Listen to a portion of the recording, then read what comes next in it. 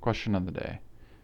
Do you think there's something you can learn in such a wrong way that you can't learn it the right way?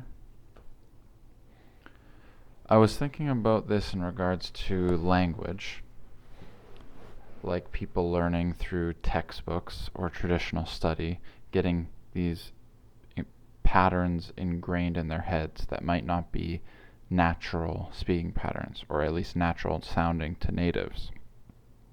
And how if you exclusively study from textbooks or classes, you're going to sound maybe awkward, or you're going to have these awkward patterns drilled into your brain that are going to be really hard to correct. So personally, that happened for me when I was taking classes for a really long time before I did any immersion. When I started immersion, my brain would always go to the meanings that I had drilled for certain things when I heard them in immersion, which might not have been the correct meaning for that situation, or I would use, I would always associate certain conjugations with certain meanings, even though they had kind of context-dependent meanings and stuff like this. It wasn't necessarily that the thing I had learned was wrong, but I had learned only one of, say, two or many meanings, and I had drilled that one meaning so much that my brain just defaulted to it. And I had to kind of unlearn this pattern in order to learn the new pattern that the meaning is actually dependent on context. Now, I was thinking, like, what other kind of things could be like this? And the one I came up with was the way that you might move your body if you're going to the gym and working out. Now, let's say you might just go in there and try to do it yourself and start moving wrong.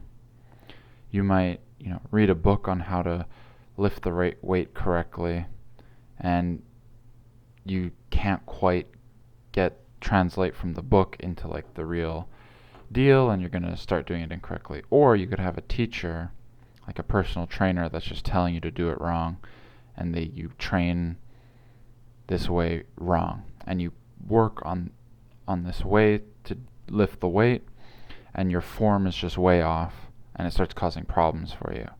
And because so much of the movement of your body is muscle memory, it's not like a conscious effort of like you're moving each individual part of your body. Sometimes that can be really hard to correct, especially when you move that way and drilled those patterns so many times.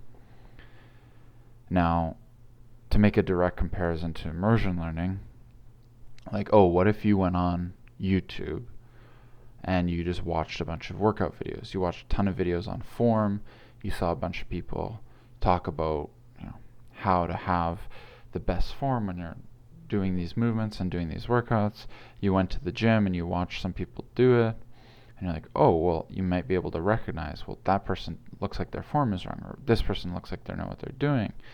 You might look at people and see, this person's just like an amateur, they're not lifting correctly. Or you're going to go on YouTube and you're going to see the people that are, say, not so amateurish. Anyways,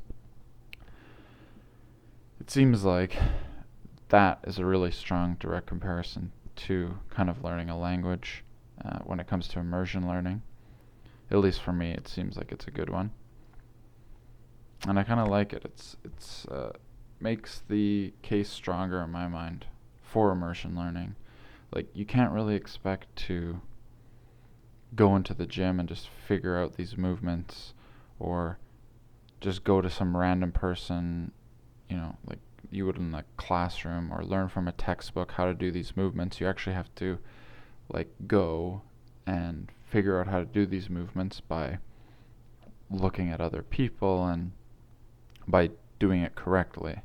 And so when we're immersing, we're learning and we're forming patterns about the correct usage of the language. And I'm using correct here in a very broad sense of like, if a native speaker is saying it, then it's correct. For natives, by natives, that's good enough, right? Anyways, that's all I got today.